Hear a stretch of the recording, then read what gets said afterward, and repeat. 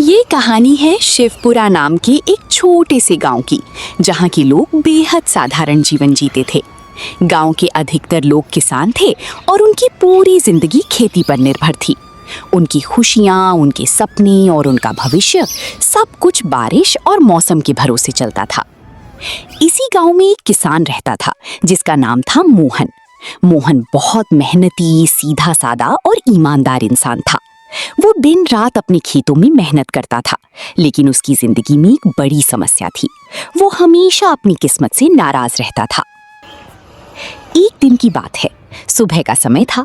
सूरज अभी पूरी तरह से निकला भी नहीं था। हल्की हल्की ठंडी हवा चल रही थी।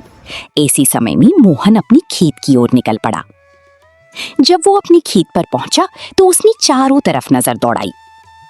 मोहन अपने आप से बोलता है, अरे, आज तो आसपास के किसी भी खेत में कोई नहीं आया। सब लोग कहाँ गए? लगता है किसी को काम की चिंता ही नहीं है। मोहन ने थोड़ा सोचा, फिर अपने आप ही जवाब दिया, चलो, दूसरों के बारे में सोचकर क्या फायदा, मुझे अपना काम करना है। ये कहकर उसने अपनी कुदाल उठाई और खेत में काम करना शुरू कर दिया। वो पूरे मन से काम में जुट गया। धीरे धीरे समय बीतता गया, लेकिन मोहन को इसका बिल्कुल भी एहसास नहीं हुआ। वो इतनी लगन से काम कर रहा था कि उसे ये भी ध्यान नहीं रहा कि सुबह कब दोपहर में बदल गई। कुछ समय बाद उसकी पत्नी सीमा उसके लिए खाना लेकर खेत पर पहुंची। सीमा आवाज लगाती हुए, सुनिए, कहाँ हैं आप? आ जाइए, खाना खा लीजिए। सीमा की आवाज सुनकर मोहन चौंक गया। उसने इधर उधर देखा और फिर मुस्कुराती हुई बोला, अरे, तुम आ गई? मुझे तो पता ही नहीं चला कि दोपहर हो गई। मोहन काम छोड़कर सीमा के पास आया और दोनों पास के एक पेड़ के नीचे बैठ गए। सीमा ने खाना परोसा और मोहन खाने लगा। क्या बात है, आज आप कुछ ज्यादा ही थके हुए लग रहे हैं। हाँ, सुबह से लगातार काम कर रहा था और पता ही नहीं चला समय कब निकल गया। लेकिन आपने बीच में थोड़ा आराम क्यों नहीं किया? क्या करता, आसपास के खेतों में कोई आया ही नहीं था। मुझे लगा अभी बहुत समय है, इसलिए काम करता रहा। थोड़ी देर चुप्पी रही, फिर मोहन ने गहरी सांस लेते हुए कहा, सीमा, कभी कभी लगता है मेरी किस्मत ही खराब है। मैं इतनी मेहनत करता हूँ, लेकिन हर बार कुछ ना कुछ ऐसा हो जाता है जिससे सारी मेहनत बेकार हो जाती है। आप ऐसा क्यों सोचते हैं? मेहनत करने वाले कभी हारते नहीं हैं। पर ये कभी कब आएगा? हर बार जब लगता है कि इस बार सब ठीक होगा, तभी कोई नई परेशानी आ जाती है। मोहन की बातें सुनकर सीमा ने उसे ढांढस बंधाया। देखिए, अभी समय आपके खिलाफ हो सकता है, लेकिन हमेशा ऐसा नहीं रहेगा। एक दिन जरूर आएगा जब आपकी मेहनत रंग लाएगी।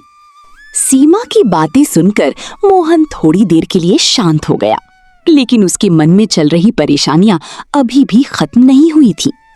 खाना खत्म करने के बाद सीमा वापस घर चली गई और मोहन फिर से अपने खेत में काम करने लगा। हल्की धूप अब तेज होने लगी थी, लेकिन मोहन अपने काम में लगा रहा। उसके चेहरे पर थकान तो थी, लेकिन उससे ज्यादा उसके मन में चिंता और बेचैनी साफ दिखाई दे रही थी। तभी कुछ देर बाद पास वाले खेत का मालिक रघु वहां पहुंचा।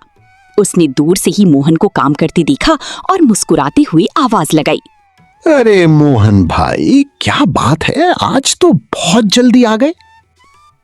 मोहन ने काम रोककर उसकी तरफ देखा और थोड़ा हल्का सा मुस्कुराते हुए जवाब दिया, जल्दी कैसी रघु भाई, अब तो दोपहर हो चुकी है।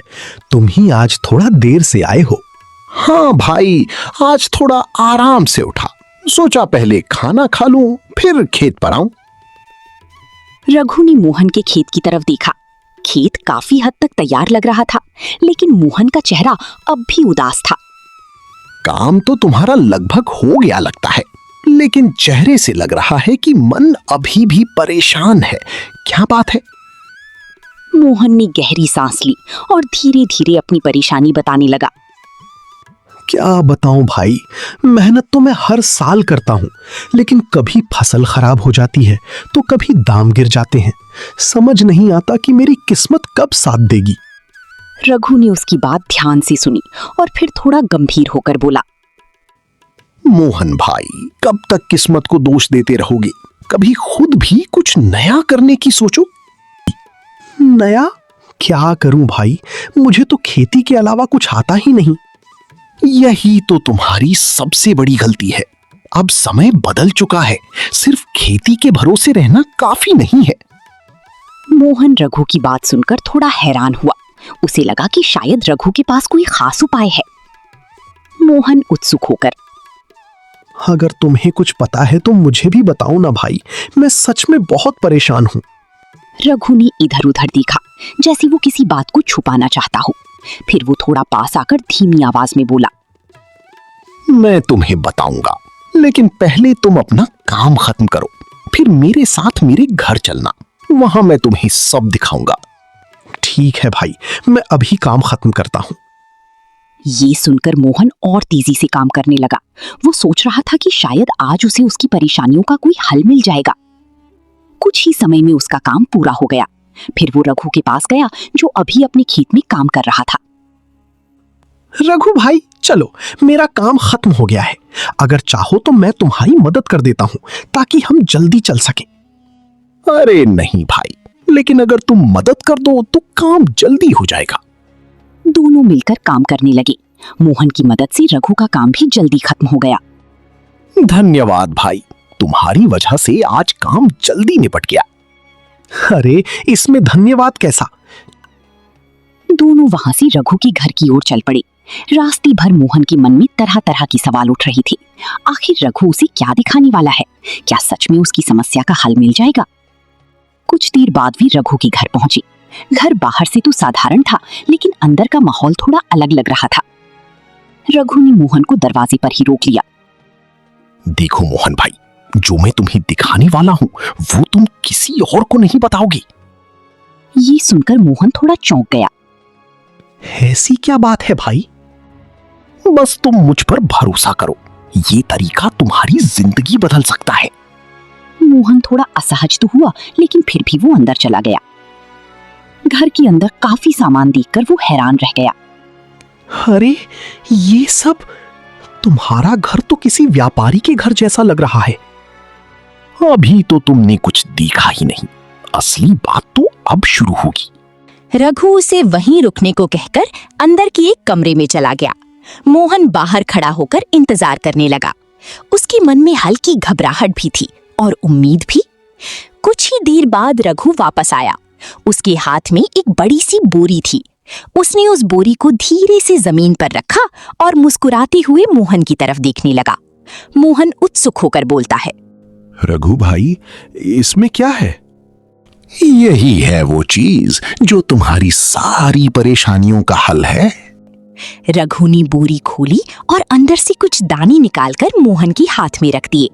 मोहन ने ध्यान से देखा। ये तो चावल है। हाँ, लेकिन ये साधारण चावल नहीं है। मतलब?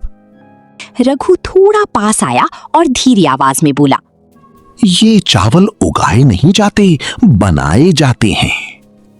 ये सुनते ही मोहन चौंक गया। क्या मतलब? बनाए जाते हैं?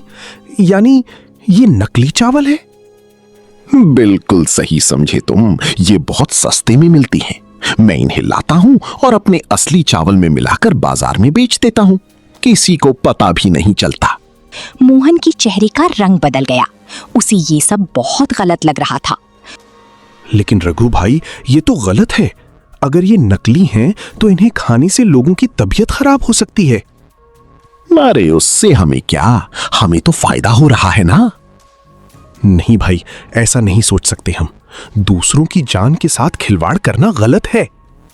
सोच लो मोहन, इससे तुम बहुत जल्दी अमीर बन सकते हो। फिर तुम्हें अपनी फसल की चिंता भी नहीं करनी पड़ेगी। मोहन कुछ पल के लिए चुप हो गया। उसके मन में एक तरफ लालच था, अपने परिवार की परेशानियां खत्म करने का मौका, लेकिन दूसरी तरफ उसका ईमान और सही गलत की समझ खड़ी थी। नहीं रघु भाई, मैं ऐसा काम नहीं कर सकता। चाहे मुझे कितनी भी तकलीफ क्यों ना उठानी पड़े, लेकिन मैं किसी की जान खतरे में नहीं डाल सकता। रघु ने उसे समझाने की कोशिश की, लेकिन मोहन अपने फैसले पर अडिग रहा। ठीक है भाई, जैसा तुम्हें सही लगे। मोहन वहां से बाहर निकल आया उसका मन बहुत भारी था। रास्ते में चलती हुई वो सोच रहा था। मोहन अपने आप से, मैंने सही किया या नहीं? अगर मैं ये रास्ता चुन लेता तो शायद मेरी सारी परेशानियां खत्म हो जाती। वो चलती चलती एक पेड़ के नीचे बैठ गया। उसके चेहरे पर चिंता साफ दिखाई दे रही थी। उसके मन में कई सवाल चल रहे थे। एक तरफ उसे अपने परिवार की चिंता सता रही थी और दूसरी तरफ वो अपने सिद्धांतों से समझौता नहीं करना चाहता था। हल्की हवा चल रही थी, लेकिन उसके मन का बोझ कम नहीं हो रहा था। मोहन अपने आप से, आखिर मैं क्या करूं? कब तक ऐसे ही परेशान रहता रहूंगा?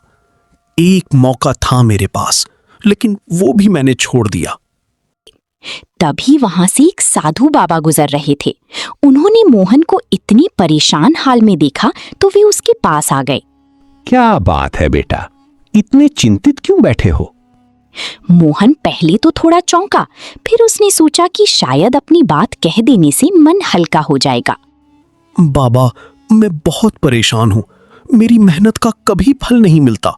हर बार कुछ न कुछ हो जाता है जिससे सब बर्बाद हो जाता है। क्या तुम पूरी मेहनत और ईमानदारी से काम करते हो? हाँ बाबा, मैं पूरी ईमानदारी से काम करता हूं, लेकिन मेरी किस्मत हमेशा मेरा साथ नहीं देती। साधु ने हल्की मुस्कान के साथ उसकी बात सुनी। बेटा, सिर्फ किस्मत को दोष देना सही नहीं है। कभी कभी हमें खुद भी रास्ता बदलना पड़ता है, लेकिन सही रास्ता ही चुनना चाहिए। मोहन ने थोड़ी हिचकिचाहट के बाद रघु वाला पूरा किस्सा साधु को बता दिया, लेकिन बिना नाम लिए। बाबा, मुझे एक रास्ता बताया गया था जिससे मैं जल्दी पैसे कमा सकता था, लेकिन वो गलत था। नकली चीजें मिलाकर लोगों को धोखा देना था। ये सुनकर साधु गंभीर हो गए। और तुमने क्या किया? मैंने मना कर दिया बाबा, क्योंकि मैं किसी की जान के साथ खिलवाड़ नहीं कर सकता। साधु के चेहरे पर संतोष झलकने लगा। बहुत अच्छा किया बेटा। सही रास्ता कभी आसान नहीं होता, लेकिन उसका फल हमेशा अच्छा होता है। लेकिन बाबा, अब मैं क्या करूं? मेरा परिवार भी है, उनकी जिम्मेदारी भी मेरे ऊपर है। साधु कुछ पल के लिए चुप रहे, फिर उन्होंने अपनी झोली से एक छोटी सी पोटली निकाली। ये लो बेटा, इसमें एक खास मिट्टी है। इसे अपने खेत में डालना। मिट्टी? इसमें ऐसा क्या खास है बाबा? ये कोई साधारण मिट्टी नहीं है, लेकिन याद रखना, सिर्फ मिट्टी डालने से कुछ नहीं होगा, मेहनत भी उतनी ही करनी होगी। साधु ने आगे कहा, और एक बात ध्यान रखना, जब ये मिट्टी खत्म होने लगी तो इसमें अपनी खेत की मिट्टी मिलाते रहना। इसे कभी पूरी तरह खत्म मत होने देना। ठीक है बाबा, मैं आपकी हर बात मानूंगा। मोहन ने श्रद्धा से पोटली ले ली। उसके मन में फिर से उम्मीद जाग उठी थी। साधु से मिलने के बाद मोहन के मन में एक नई उम्मीद जाग चुकी थी। वो बिना देर किए अपने घर की ओर चल पड़ा। रास्ते भर वो उसी पोटली के बारे में सोचता रहा और मन ही मन भगवान का धन्यवाद करता रहा। घर पहुंचकर उसने सबसे पहले अपनी पत्नी सीमा को सारी बात बताई। अगर बाबा ने दिया है तो जरूर इसमें कुछ खास बात होगी। आपको उनकी बात माननी चाहिए। सीमा की बात सुनकर मोहन का विश्वास और मजबूत हो गया। अगली सुबह वो बहुत जल्दी उठ गया और सीधे अपने खेत की ओर चल पड़ा। खेत पर पहुंचते ही उसने साधु के बताए अनुसार पोटली की मिट्टी को अपने खेत में धीरे धीरे छिड़कना शुरू किया। वो हर कदम बहुत ध्यान से रख रहा था, जैसे कोई बहुत कीमती चीज इस्तेमाल कर रहा हो। मिट्टी डालने के बाद उसने अपने बीज भी पूरे खेत में बो दिए। अब जो होगा देखा जाएगा। मैंने मेहनत भी की है और भरोसा भी रखा है। काम खत्म करने के बाद वो घर लौट आया। उस रात उसे बहुत दिनों बाद सुकून की नींद आई। अगली सुबह जब मोहन फिर से अपने खेत पर पहुंचा तो वो दृश्य देखकर हैरान रह गया। पूरा खेत हरा भरा हो चुका था। छोटे छोटे पौधे तेजी से उगाई थी, जैसे किसी चमत्कार ने काम कर दिया हो। ये कैसे हो गया इतना जल्दी? मोहन की आंखों में खुशी के आंसू आ गए। उसे समझ आ गया कि ये सिर्फ मिट्टी का नहीं, बल्कि उसकी मेहनत, उसकी ईमानदारी और सही फैसले का फल है। बढ़ते गए और उसकी फसल पहले से कहीं ज्यादा अच्छी हुई। इस बार ना तो बारिश ने नुकसान किया और ना ही सूखे ने। धीरे धीरे मोहन की जिंदगी बदलने लगी। अब वो अपनी किस्मत को कोसता नहीं था, बल्कि अपनी मेहनत पर भरोसा करता था। उसने कभी गलत रास्ता नहीं चुना और यही उसकी सबसे बड़ी ताकत बन गई। देखा, मैंने कहा था ना, मेहनत और सही सोच कभी बेकार नहीं जाती। हाँ सीमा, अब समझ आया। किस्मत भी उन्हीं का साथ देती है जो खुद सही रास्ता चुनते हैं। इस तरह मोहन और सीमा की सच्चाई, ईमानदारी और मेहनत ने उनकी किस्मत बदल दी। उन्होंने साबित कर दिया कि गलत रास्ता भले ही आसान लगे, लेकिन असली सफलता हमेशा सही रास्ते पर चलने से ही मिलती है।